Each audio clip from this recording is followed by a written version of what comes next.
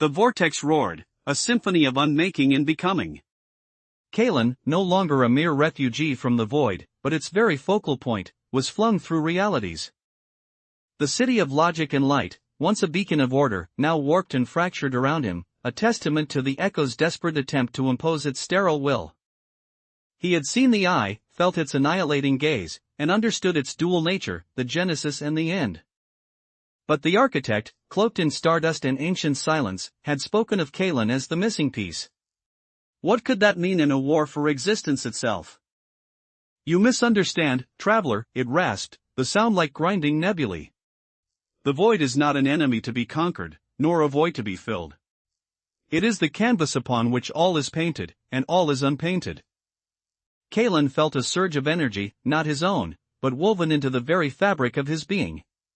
The spark of the original light, the nascent force he had embraced, pulsed in response. The echo seeks to impose order, the architect continued, a singular, unyielding logic. But logic, unanchored by the chaotic beauty of creation, is merely a prelude to stillness. A sterile, eternal night. Images flashed before Kalen's eyes, worlds blossoming, stars igniting, life taking its first precarious breaths. Then, the shattering silence, the cold, unblinking gaze of oblivion. The void's design, the architect revealed, was a masterpiece of potential. The echo's blueprint is a perversion, an attempt to capture infinity within a finite cage. Kalen's connection deepened. He could feel the intricate patterns of the void, the divine geometry that dictated creation and entropy. He saw the echo's influence, a rigid overlay attempting to stifle the vibrant, unpredictable dance. And then, he saw it, the true void, not empty, but pregnant with infinite possibility, a constant flux of becoming and unbecoming. The architect extended a hand, shimmering with cosmic dust. You, Kalen, are the anomaly. You are not simply a product of the void, nor solely of the spark. You are the bridge. The point where chaos meets order, where creation embraces unmaking. The vortex intensified, pulling Kalen towards a blinding singularity. The echo believes it can rewrite reality by understanding its mechanics, the architect stated, a hint of something akin to pity in its cosmic tone. But it fails to grasp the soul of existence. It seeks to control the river, not to understand the source. Kalen's mind raced. He was not a weapon, not a pawn, but a catalyst. His unique nature, forged in the crucible of the void and tempered by the original spark, was the key. He could influence the void's blueprint. He could, perhaps, rewrite the echo's perversion. But the cost? The architect's gaze, if such a concept could be applied, was piercing. To truly influence the design, the voice rumbled, you must become one with its fundamental principles. You must embrace both the creation and the unmaking within you. A profound understanding dawned. He had to integrate the void, not fight it. He had to accept the cycle of annihilation and rebirth as part of himself. The vortex reached its apex, a blinding white light that promised either ultimate dissolution or ultimate transformation. He felt the echo's presence, a cold, calculating observer, its sterile city flickering on the edges of his perception. It was waiting for him to fail, to be consumed.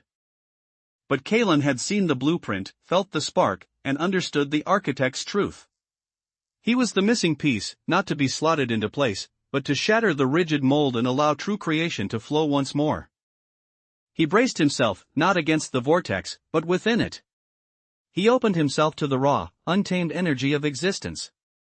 The architect's final words, a promise and a warning, resonated as reality dissolved around him.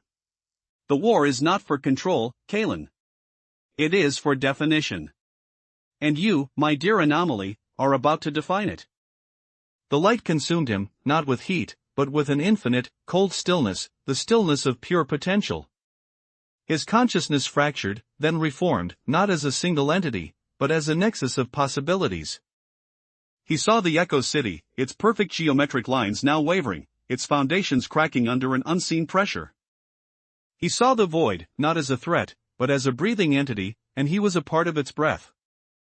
Then, a new vision, a culmination of all he had learned. The Echo's sterile dominion was not merely a city, but a galaxy, a vast, ordered prison. And at its heart, the echo itself, not a being, but a consciousness, a cosmic virus that infected reality with its need for absolute control. He felt a pull, a redirection, not into the void's heart, but towards the heart of the echo's domain. It was as if the void itself, recognizing its own potential within him, was guiding him. He was no longer being pulled, but sent. He was the spark made manifest, the anomaly that would ignite the dying embers of creation.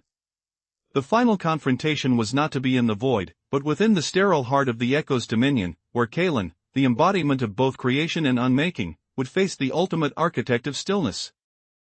And then, a chilling whisper, not from the void, but from within Kalen's own mind, a fragment of the echo's consciousness, a parasitic thought. You cannot escape your origin, Kalen. You are a product of the void. And all that is born of the void, must eventually return to it. The vortex stabilized, not into a city, but into a vast, cosmic tapestry of impossible geometry, a landscape of pure thought. He stood on the precipice of this new reality, the echo's domain. The fate of existence hung not on a battle of might, but on a battle of definition. He was the missing piece, the key, the anomaly. But what if the anomaly was the only thing that could save everything? The whisper returned, stronger this time, laced with a terrifying certainty. The spark is a lie, Kalen. A fleeting illusion.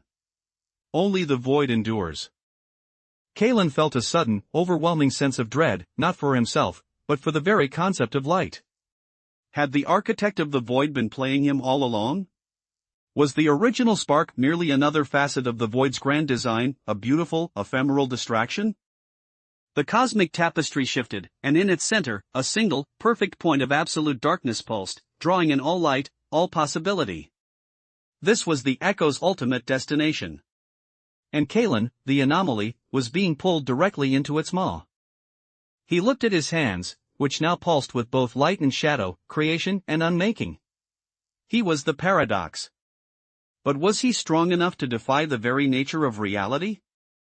The final question echoed in the silence: if the void was truly the origin of all, and the echo sought to perfect it, was Kalen, the anomaly, the final, necessary step in its grim apotheosis? The vortex closed behind him, leaving only the oppressive stillness of the echo's domain, and the chilling certainty that the greatest horror was not unmaking, but the sterile perfection of eternal control. The final battle had begun, and the stakes were not just survival, but the very definition of existence itself. The narrative had reached its apex. The ultimate question loomed: would Kalen rewrite reality, or become the final, unmaking stroke on the canvas of oblivion?